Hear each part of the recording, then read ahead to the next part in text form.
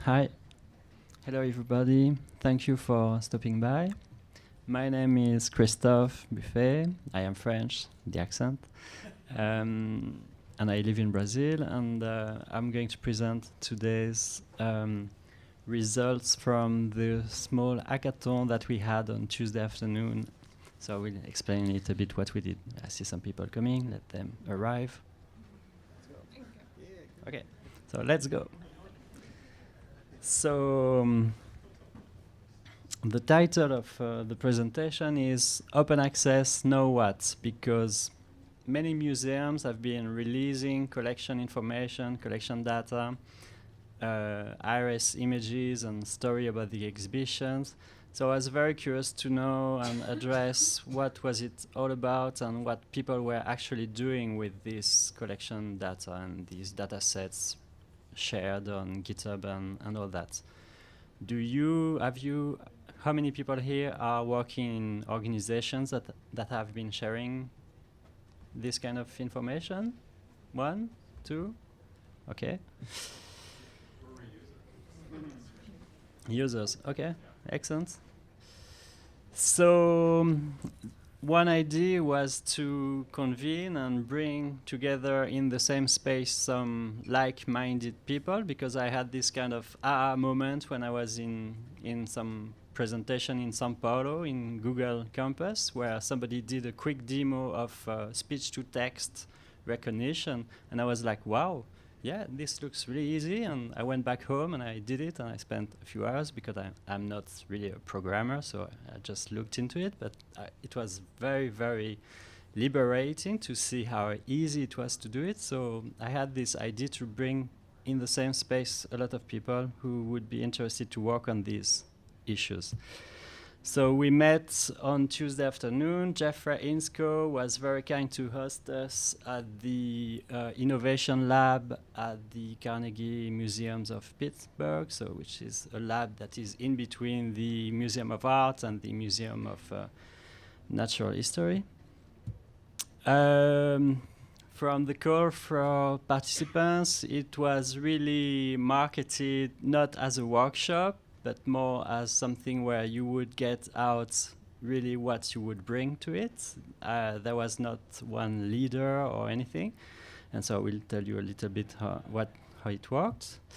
We did 10-minute talks, but a couple of these talks drew more questions and extended for a little bit more than that. So I should have been a little bit more strict on timing, but there was some really interesting conversations taking part, and I did not want to cut the conversations. But what happened is that we didn't really have much time after the presentations to do any of the sitting together and hacking code or whatever together. So that's one learning. This is a list of the participants in alphabetical order. Thank you all for coming. And this is what it looked like at the studio at the Innovation Lab. A very informal setup, just the tables together. Okay, so I just renamed this as hunches on my version of the presentation, because this is some of the ideas when we made the call for participants, some of the things that we had in mind that people were doing with the collection data. One thing is evaluation. What can your data tell you about your visitors and your collection? How can this feed your digital strategy? The other thing was data-led storytelling. Can data help you decide where to focus your interpretation efforts? If you've seen Jessica Milby's from the Philadelphia Museum of Art yesterday morning, she said something about looking at online visitor stats to rethink the hung in the gallery. So this is really interesting use of data for the in the museum itself. And also Nikhil was taking part in the hackathon. He showed some of the project of the Art Institute of Chicago and how the traffic on the old mini sites was influencing the way to preserve them and perhaps some of the things to show in the galleries as well. Jeff added this one, so maybe you want to say something on it, but this is something you will talk about in your presentation. How data-backed storytelling. Tristan also has worked on image recognition algorithm and automatic captioning, and he will speak a little bit about it. I have used myself this speech-to-text API that I was talking about at the beginning to speed up the act of transcribing a lot of interviews. So I think this is really interesting for accessibility and how you can increase accessibility with all these big data, machine learning, and all that. And the last hunch we had was about the strategy and what do you get from opening your collection. Let's have some feedback from institutions who have just done it. And Elena is going to give us a quick presentation about the first evaluation of what's happening at the Met after 6 months of opening up the collection like this. So, yeah, Elena, please. My turn.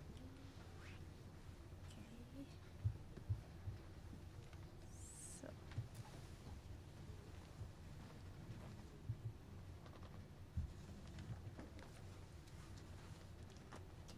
My presentation.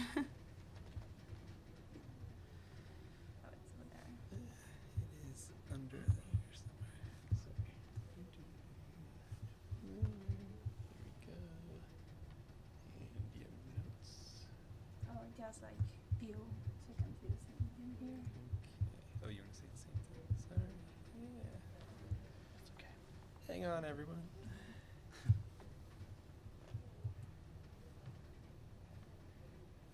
Ta-da. Okay, great. Thank you, yes. Hello, everyone. My name is Elena, and I work part-time at the Met as a digital analyst, and I am full-time assistant professor at Pratt. So today, in my presentation, I'm going to talk about one of the topics we discussed during the data hackathon. It's about how to measure the impact of this type of initiatives in museums. So, I mean, I don't have the answers to that yet. I have some data I'm going to show you about some of the things we're starting to track at the Met to see how people are using the collection. So, open access at the Met. The initiative launched in February this year, so it's still like only a few months of data that we have. We released over 375 images. So for under public domain license with the Creative Commons Zero license. I included some links at the bottom so you can find more information about the things that I'm talking. We also put the key information of 440,000 artworks. So we included, sorry, title, the maker, the culture, medium, and dimensions. And those are available for download on GitHub. And we are working with different partners, such as Wikipedia, Pinterest. Sorry. I have a bit of a cold. So hopefully I don't lose my voice during this presentation. So we are working with different partners to put our collection outside our website so people can find it and use it. So you can see a screenshot on the right-hand side of Wikicommons, where we have uploaded now over 340,000 images.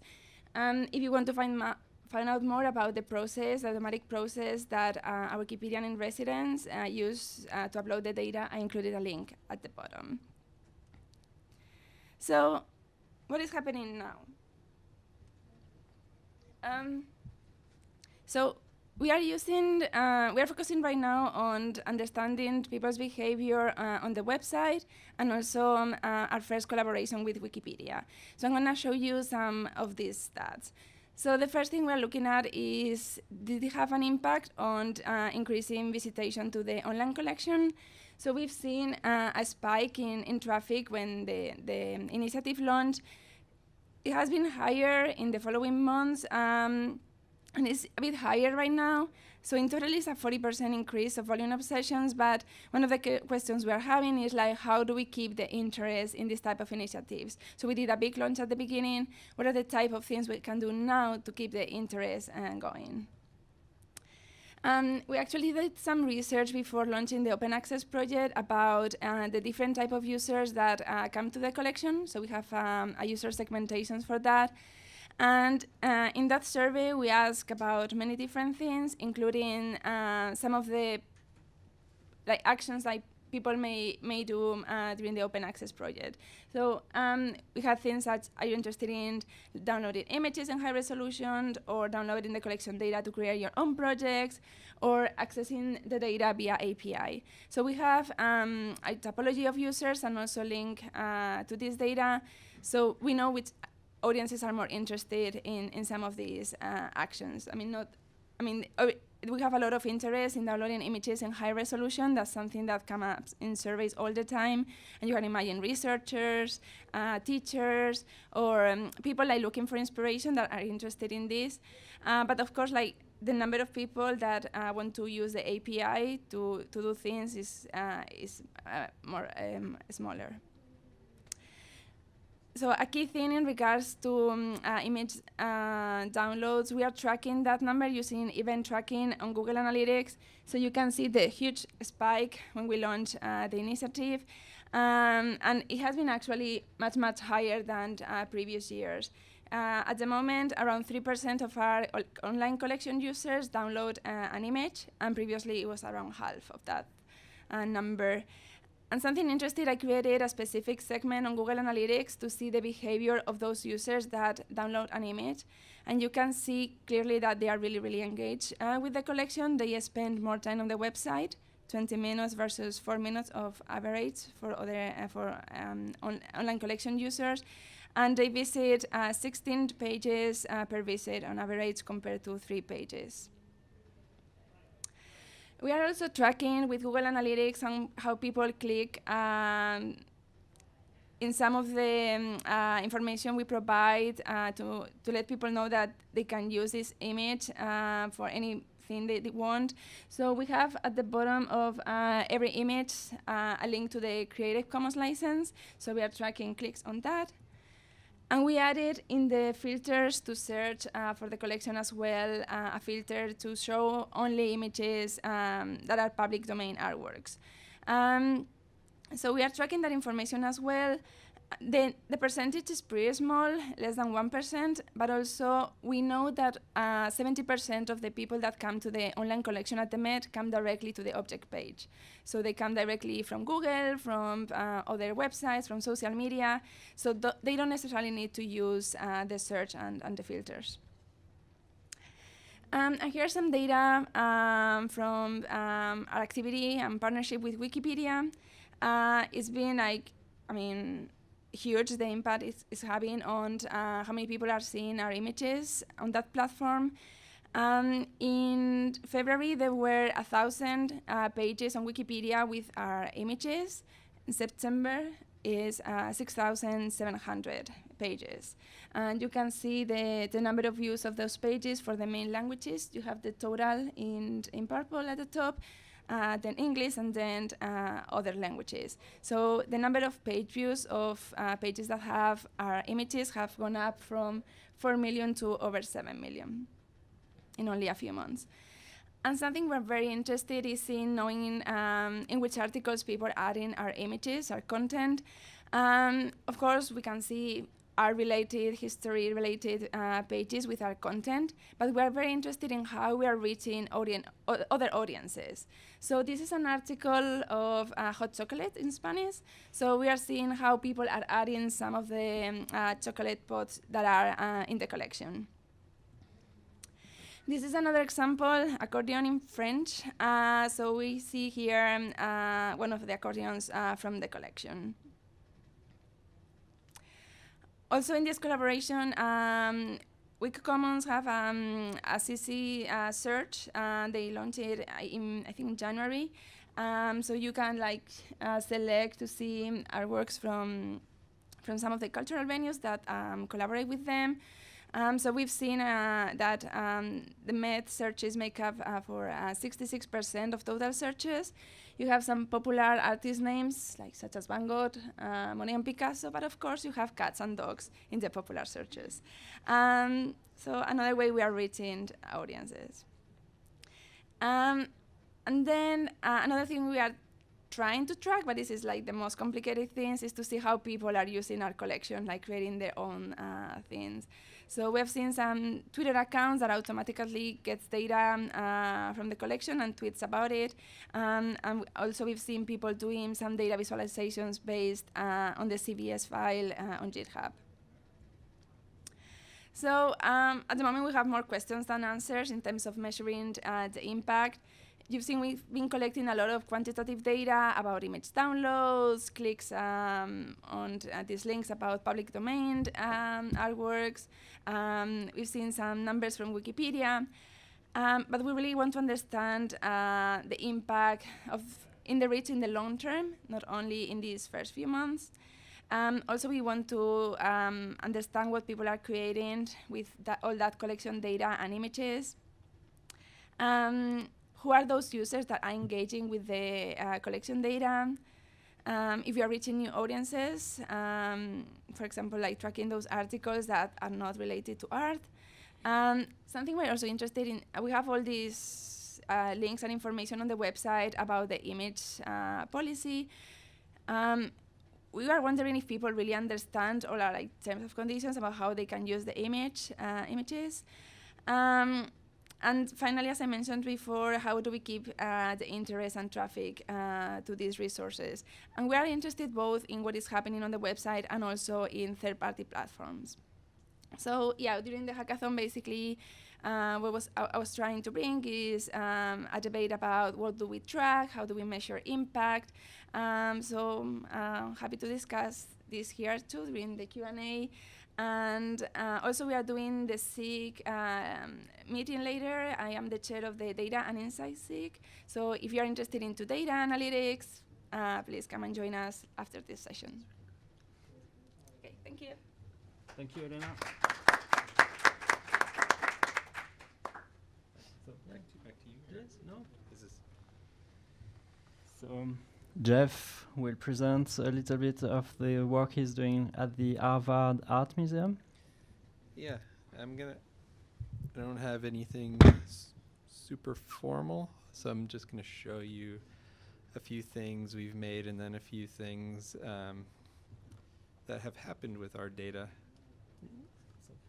Yep. I'm getting there. Okay. Let's see. So just sort of building on what you heard, we've put an API out there a bunch of years ago, and we built it really to make our life easier to build our own applications, but also knowing that we just wanted to make it broadly available for anyone to use the same data that we do. And so it went out into the world. And we just crossed over the 400 mark with key requests for our API, which is pretty good as far as I'm concerned over a couple of years. There's no barrier to getting a key other than just answering a few questions and you automatically get it.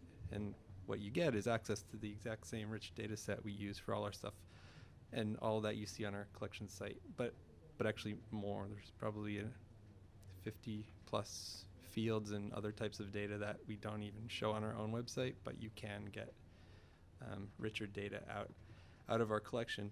And it's been super fascinating, and it's one of those things that's really hard to track what people do with it, even though we have a key system for all the requests to it, and we log the requests. You can't quite tell what people have made or done with the API. But at the times you do find out, and the times that you try to reach out to those users, you find some wonderful things. And one of those wonderful things is the Nomisma project. I don't know, is anyone familiar with this? It's a huge data set of ancient coins. And there are some really talented programmers who work on this stuff. They use their API and just pulled 20,000 coins from our collection and suddenly turned it into linked data and did a concordance for us of the creation place information that is now in GeoJSON with latitude and longitude that we can scrape right back into our own data set. And they did this just unbeknownst to us. It's amazing. Like, we just gained a huge, rich set of data and interoperability because we had something they could work with. And if you play around with it, you'll see our collection exists,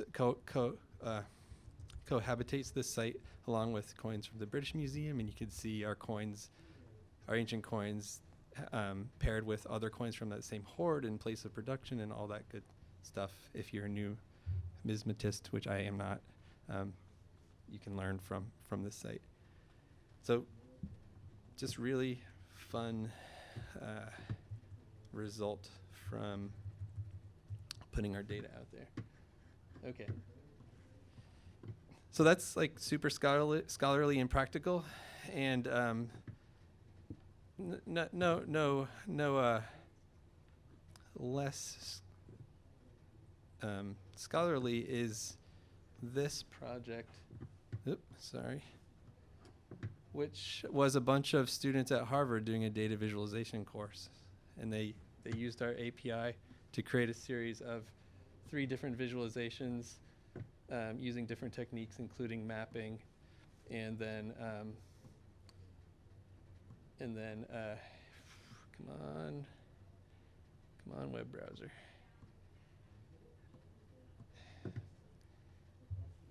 Trust me, it works. My computer is not very happy these days. So other ways of slicing through our collection by facets like classification and year created and all that good stuff.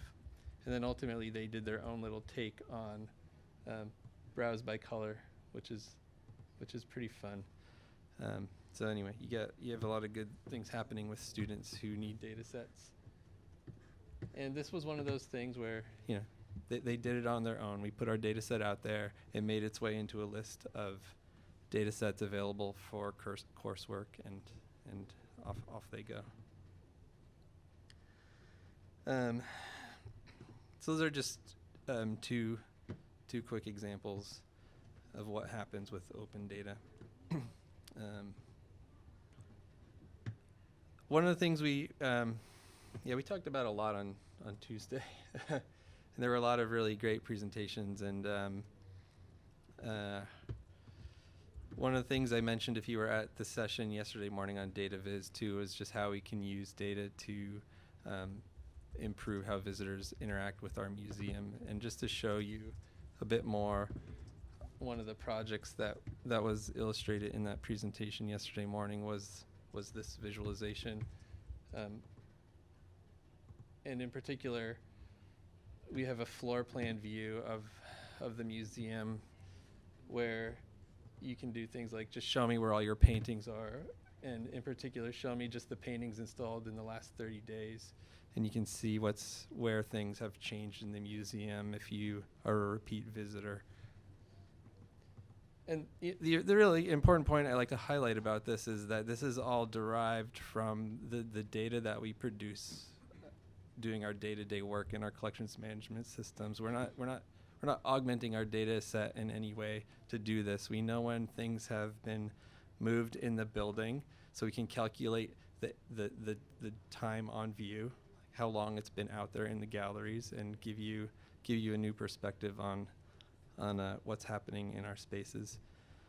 And this, as I've said many times, and I'll just repeat myself over and over, this data is in our API, and you can build these interfaces yourself.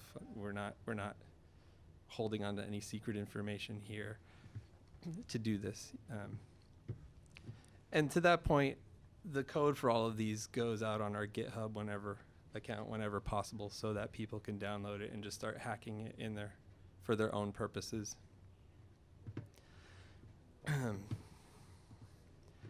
One of the things, though, I was curious about, as Christophe said, we didn't really get time to do really any hacking of data on Tuesday. But just to sort of illustrate the power of open data and what you can do with it with very little effort, I will show you something if it loads. Yeah, so I made this in about an hour this morning. It's an existing application I wrote that is a playful visualization using the museum's data. But as of this morning, I hacked it together, so it's every other circle that comes up. One is from Harvard Art Museums and one is from the Rijksmuseum through their API. So it's a live data feed of our two data sets. And just a playful visualization. The really fun thing is, as I've been watching it since this morning, is the Rijksmuseum's paintings are very, very brown and very dark. Maybe you all knew that. I didn't know that, but when I started seeing them spit out like this, it became very apparent. But anyway, playful visualization using open data. Again, code for this is out there. The code that I wrote this morning is not quite out there, but will be. And if anyone has data out from their collection, I would love to hack it into this as well, so we can have even more. And this is in process. Yeah, and just to give you insight, this is D3 written in JavaScript in plain old HTML. So there's no fancy coding environments or languages used to do any of this stuff.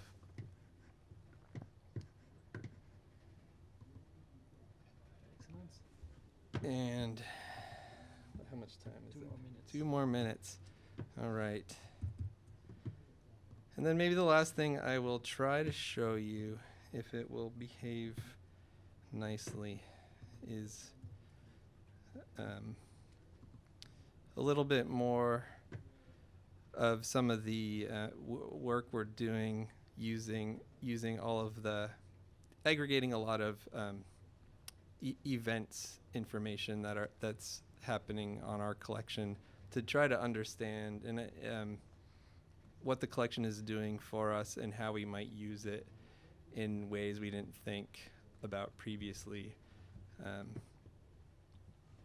And these are the kind of visualizations and projects that we put out there to hopefully to inspire and get people to think differently about collections, and then start to think about how they might use them in their own way, and people can use this code as a launching point for their own thoughts and ideas about using cultural data.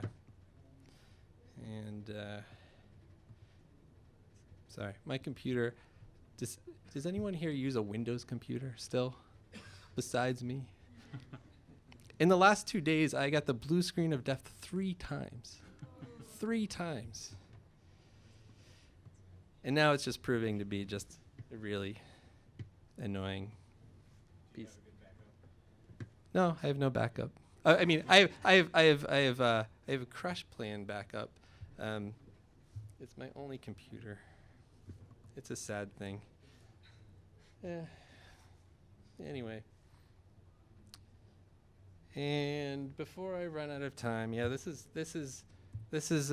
250,000 artworks and about 9 years of data on all of those artworks in one field of view.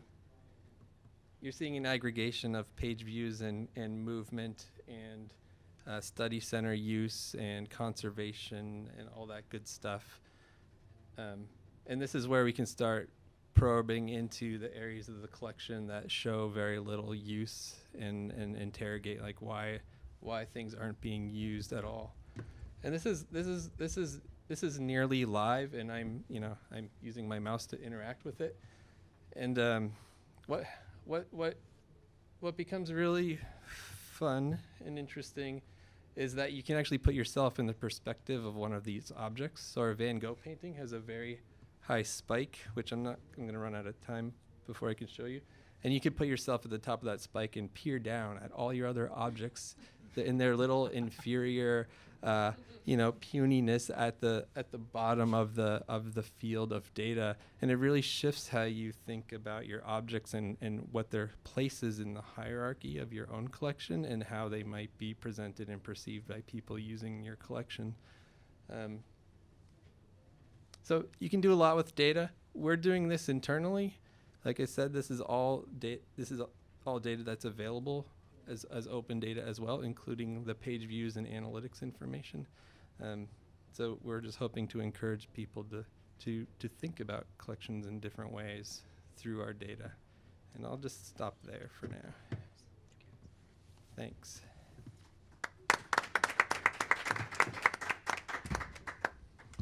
Thank you very much, Jeff. Impressive. I love it. Plugging in? So now we have Tristan Roddis from, well, you will introduce yourself, but from COGAP in the UK. He's going to show us some of the experiments they have been doing with machine learning and automated text generation. So as soon as this goes up. Any questions for Jeff? Do you want to react?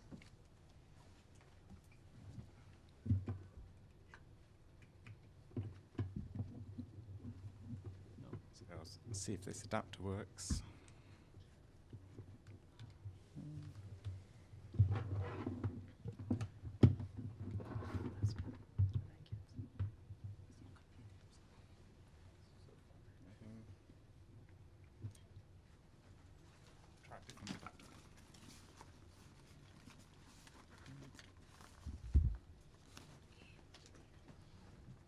Sorry about this. So yeah, while I'm getting set up, just say what I'd like to do. So on the session on Tuesday, what I came along with was some examples of different ways in which we've been carrying out automated analysis of data sets, including images from museum collections, but also metadata and images from library collections as well. Let's see where this works. Great. Let me see if I can unmirror and present. Great. I came along with these examples and sort of going through showing the kind of work we've been doing as experiments and sometimes the real projects. But what struck me was at the end was when Christophe said, you know what was most interesting? It was the failures. So what I'd like to do is here go through 4 examples where things worked and we got some great and interesting and useful outcomes, but also focus on 4 examples where things didn't go as we planned and what we had to do to cope with that.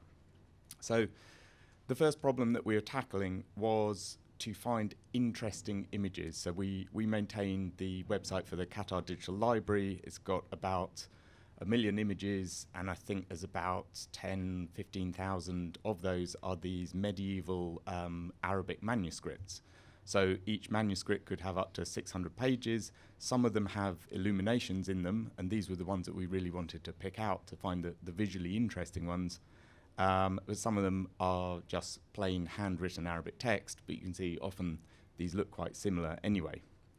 So the approach we tried was we were looking at this and we thought, well, it looks like the illustration there has lots of different colours on it compared to the handwriting, which is generally beige background, black text. These are quite bright and colourful. So we used an API called Imager, and these were the results. Imager gives you back various information, including the colour variants, and we thought this would be very useful. So you see here, I'm going to scroll at great speed through and you play spot the images. So we're up to variance 10, there's a whole load there, variance 11, 12, there's some there, 16, 17, 19. Basically, they were scattered so far over this that the metric just doesn't work. So there's, again, effectively, that failed. There was no way we were going to be able to use colour analysis to carry out the problem we did. So we eventually did manage to crack this problem, but it got a bit more complicated. So in this case, what we did was we used an API called Clarify, and this is an image analysis API. It has a whole road of built-in concepts. So, for example, it will tag images as being illustrations or drawings.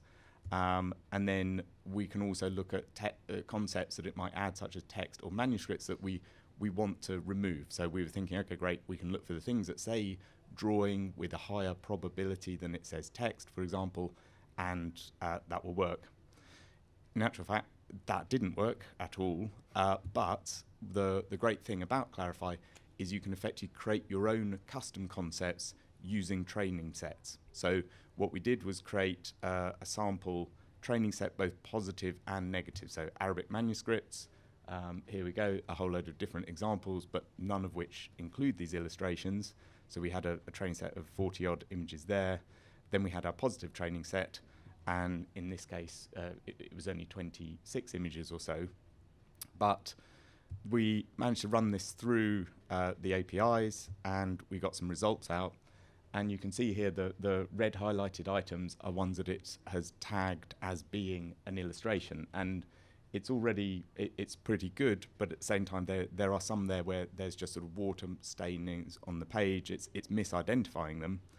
However, what we found is then it didn't take a lot to just resubmit those edge cases into the correct bucket, whether they're positive or negative.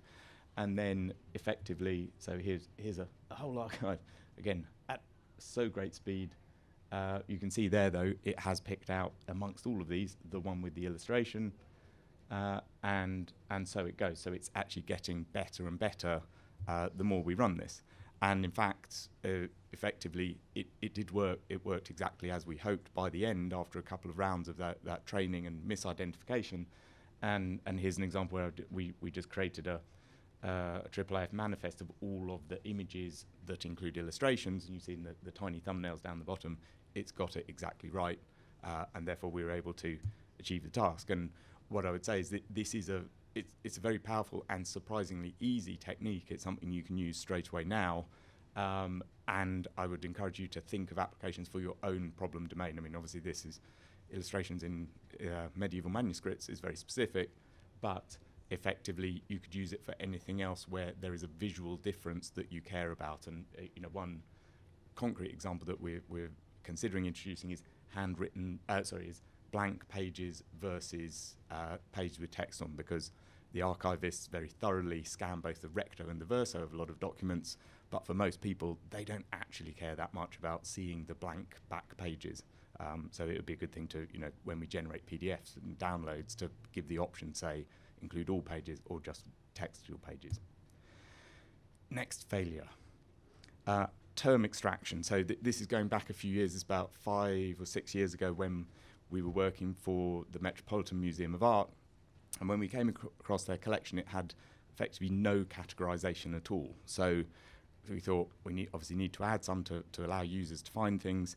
And we came across the idea of running through all of the curatorial text that describe these objects, running them against some of the Getty vocabulary. So we were looking at the art and architecture thesaurus, and so here's an example of the sort of slim metadata we get for one particular object, for this object from the Met's collection. But it's picking out, it's got some useful information in there. It's got the place, it's got a brief description, things like that.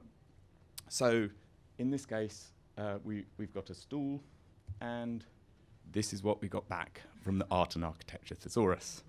It turns out that the AAT includes a whole substantial section on medical terms. And so here we go. It has identified stool as being feces, and a machine quite literally just said that the Met's collection is full of shit. So, actually what we really wanted was to get this stool. So this is under the different hierarchy of seating and furniture. And the way we did that is effectively you add a human being to the mix. So we devised a system that not only would run through and get all of the suggested terms based on the vocabularies, but we then had a curatorial override system in which a curator could add specific rules to say things like never use this term for our collection, such as feces, so always use the preferred other term, or equally to do things by department. So for example, they have both European art and American art department. Occurrences of the word Paris, the place name could be Paris, Texas versus Paris, France. And again, we added extra rules to allow curators to override things both at a global level, department level, and then finally at an individual object level. And at that point, you can get all the benefits of automated analysis, but you get you're able to override them and tweak them. So another failure what we want to do is find similar images. So when a user looks at an artwork, provide suggested similar artworks. And we did a whole lot of work with Python libraries. We read a whole lot of blogs about machine learning and taking images and skeletonizing them and using DAISY mapping and extracting the mean squared error and the structural similarity indexes. You see two identical photos there. Hooray, it's got a mean squared error of 0, structural similarity of 1. This is a perfect match.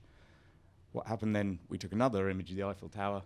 Turns out it sees these images as very different. And then finally, it sees these images as more similar than the previous two. So again, we were there and we found ourselves going down rabbit holes of very complex blog posts and thinking, oh dear, we've got a conference we've got to present this at in a few weeks' time. What are we going to do? So we were using, scikit-learn, but in this case we decided, okay, machine learning is not an easy field. If you've got the experts on hand, by all means go for it. But we weren't experts, we just wanted something that worked quickly.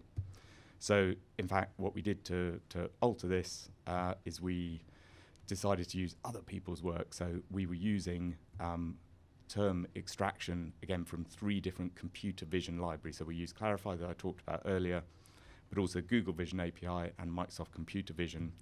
All of these will take an image. Here's a sample image, and you can see the tags and the probability that Clarify assigns on the right. Google Vision, again, very similar, but a slightly different personality there. And finally, Microsoft Computer Vision, sort of some overlapping tags, but some difference. So we then decided to create a little prototype site to show these differences between the different providers. We used a sample data set from National Museum Sweden, and this online. There'll be links at the end of the presentation. And here you can see that when we select Clarify, the different, actually, it's a bit blurry on this monitor, but effectively, if you use the site, you can select the different providers and you can see which tags are applied to the collection and which are most popular. It's also then got, you can sort of type an individual term, and you can see here, it's getting it pretty right. If we search for landscape, most of those images are recognizably landscape. So this was a great success, and the way then we can solve the original problem of finding similar images is to relate these together and find, it then becomes a search engine problem of saying, find me images that have the most similar tags to my current image. So another success, and I promise you I'll move on to a failure soon, was which this was one that I didn't expect to work, and that was optical musical recognition. We took a data set from the National Library of Scotland, who've got a whole load of sheet music that's published as images. We managed to run this through, and sorry, it's again very bleached out here, on some open source software called Audio Veris that does optical musical recognition, and you can see here, or vaguely see here, that it's picked out the correct bars and the notes and so on. And ultimately, I'm trying to see, there we go.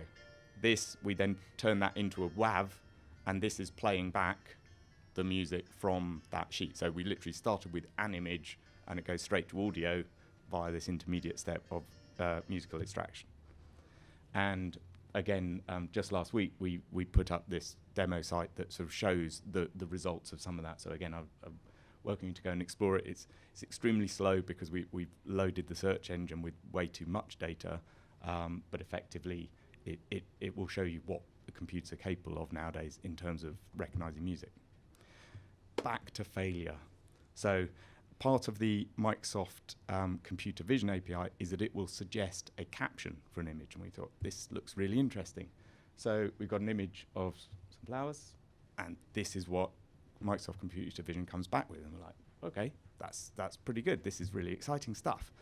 We saw this guy, and it came back, it's Emmanuel Swedenborg. That's extremely specific. And sure enough, there on the National Museum Sweden website, it is indeed Emmanuel Swedenborg. The computer knows this. This is amazing, we said, until we read the whole caption. And then we realized the bias involved in your training data. And we can see here, so we can start to, it becomes apparent that all of the computer vision APIs are trained on sets of contemporary photographs. And so I'll just flick through these. This is just, you know, this is all for laughs from now on, is let's look at. There we go. That's one of my favorites. And yeah, they've got the water, I suppose, but and then this poor lady. Here we go. There's lots more of these as well, and in fact you can see those on the same website. If you just select Microsoft as the provider, then it will show you all of these. So essentially, in conclusion, you know, we found lots of things that do work. Along the way, we also found lots of things that don't work. Embrace that failure. Then when things go wrong, look for those workarounds, and if in doubt, add humans, and generally it gets a whole lot better. So thank you very much for that. There's a couple of links there. I'll put this all on Twitter. Thank you, Tristan. So sorry, hang on. You need HDMI, is that right?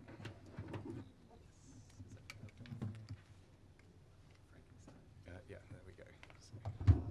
So, that. Thanks.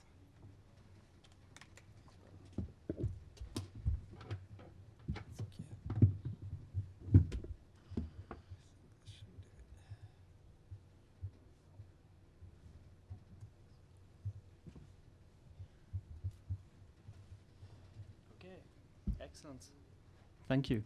So just to finish, and then we will move on to questions or discussion about the process. I will show my own personal journey into trying to visualize stories. Last year I presented a project I did recording stories with about 100 kids from Brazil talking about the art, and they had fantastic ideas. And with the museum I'm working with at the moment in Brazil, I continued to record some people, curators, artists, and over the course of the last year I did record stories with about 60 people about the collection. And I was like, how can I make some kind of dashboard and show to the people I'm working with what we're doing and what we could be doing and what is missing perhaps if we want to give a voice to everybody and include everybody in these talks about the collection. So we recorded about 58 guests and 29 women, 29 men. That was, wow, spot on. So perfect. This is not a visualization. This is Google's basic chart. And then I looked up into, so what did they talk about? And we found out they talked about works by many more men artists than women artists, which is, there is at the moment an exhibition by the Guerrilla Girls. So if we're 11% women artists, we're a little bit higher than what is in the collection itself. We produced a lot of material, and I was trying to think, how could I visualize what we have been recording, collecting, and this is like just with the timings, impossible to read, but it would be nice to see, oh, we're talking a lot more about the Renaissance paintings or the modern paintings and all that. But I was also wondering, what are these people talking about, and are there any links between the stories of all these peoples? I started looking into text mining. So I found this course amazing, and it's programmed by a Korean professor, and it's all about text mining in Java. And I'm not a programmer, but I like to understand how things work. So I got into this, and I ended up doing many more courses because I could not get into this course. And this is what it looks like when you do text mining in this program. It is very complicated, and it's not quite immediate to make some sense out of it. This is the frequency of terms between documents in a corpus of documents. And then I found this wonderful book, which is also available on GitHub, completely available online, and it is working with text mining using R, the language R, and RStudio, and they put a lot of examples. And my next trip my next step in my journey is going to apply some of these formulas to my own corpus of documents. This is an example that comes with the book, so I did not do this beautiful chart, but this is looking at all the works of Jane Austen and what follows up when you see he or she in the novels. And so she's been doing all this text mining and trying to predict or map, or is the role play of women different than what the men are saying in the novels and all that. And I found this really interesting, and also with some kind of immediate use, like, are we talking about the collection in special ways, or is there bias in the way we are talking about the collection, in the stories we collect? Yeah, that's basically it. I want to apply some of these formulas to my audio files, but to do that I need to transcribe everything. So I explored the ways to use the APIs to do speech-to-text transcriptions. And the next step will be to kind of make the connections and the links between the stories. So I'm really interested to work with any institution who would have a large corpus of digital documents, audio files, texts, and apply some of these text mining formulas to make the connections and visualize the links between all the stories about the collection.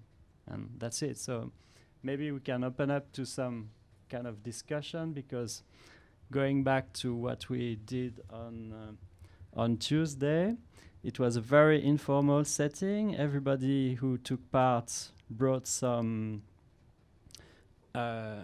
presentation like this, very short, but we ended up with no time to actually hack together some examples and play some of the I think in a way, in a funny way, I think the hackathon itself was a little bit hacked because we had some conversations on topics which were a little bit off the proposal, the initial proposal, but that was really interesting in all. And if we would do it another time, perhaps we could do it differently, or we need more time. What do you think?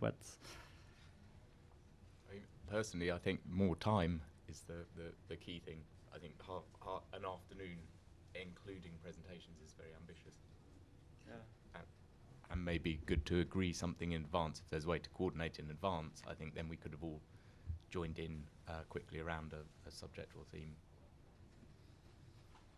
What I found really interesting, and what the feedback I got from other people, and Kjell and Nikhil also took part, more people here took part, is that it was really exciting to bring some like-minded people in the same room, and it felt well. And some feedback I had on previous. This is my third MCN, but some feedback I had, and my own impression was that sometimes it was a lot of theory and examples and nice slides, and sometimes it's very liberating also to see how somebody is doing something and look over the shoulder. Well, do you have any suggestion? Would you, in the audience, have you been taking part? I know you've been organizing hackathons in Philadelphia quite a lot. So if you've been taking part, do you have some tips for if we were to do another? Karina, yeah? I personally haven't been organizing the hackathons, but I think that it's worked really well for us, and having a hackathon API that we use for other projects, and they're just Okay. Yeah, I guess I'm just curious if any of you have, hacked around with your own data. Are you thinking about putting data out there? Have you hacked other people's data? Yes, no, anyone? I think for a lot of us, it's getting the information ready. So the tools that you were using More data, or is it about like cleanliness of data, or? They're both. Yeah. And I saw some of your disclaimers on your GitHub, so I was like, Yeah. Try to be as transparent as possible, and the other key thing for us is that it really is a living data set, where we have a very robust curatorial staff, so they're constantly refining those records, and we're constantly augmenting the data set. so yeah, so our as much as possible, our documentation tries to make it clear what you're getting. It's not always great. It's very scholarly specific in the quality. You know, the pockets of the data are going to be better than others because we have field curators who have specialties, and that's all they want to deal with in the database. But I think if you're transparent about that, there's no reason not to take the dive. Put your data out there. Would you like to add something, Kjell? I think we could all say thanks to you and Jeff for organizing it. I really enjoyed it, and it was kind of the distillation of everything that I love to do out of this conference. It's a lot of more technical-minded computer programmer people. Oh, should I? So I thought it was very fun, and I hope we do it again. Thanks. Well, thank you for joining. It was nice. I think it's, for me, it's like the ideal way to add some kind of practical side to the conference. And also, I want to thank everybody who took part, because it's like having access to amazing people who do a great work, and maybe we should plan to convene next year, or for a full day perhaps, I don't know, or something like this. But that's quite exciting to be able to have this kind. And then I was thinking, yeah, let's do something else in the evening, but you know, you don't do it in the evening at the conference. It's many other plans. So yeah, if you want, yeah, do you want to add something?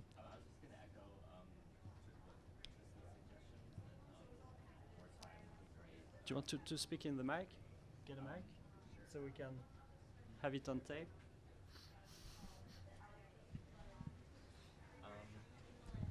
I was just going to echo Tristan's suggestion that more time would be great.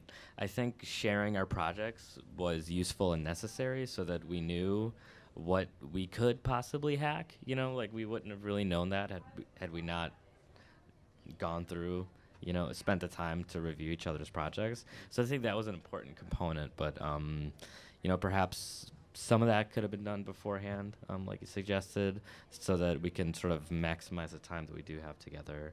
And to answer your question about are we using any of this data, we're doing some experiments. We're working on putting an API together for all of our public data at the Art Institute of Chicago. Probably by spring it'll be released. So we're doing some stuff that other museums have been doing too, with like color analysis and things like that.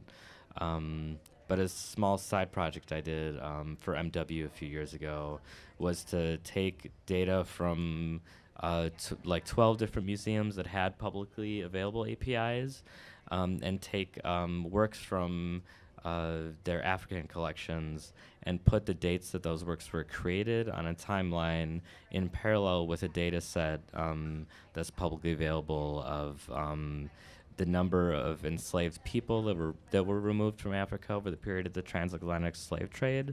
So to put those two timelines kind of in parallel to see if any patterns emerged. If so, what are they and what stories might that tell?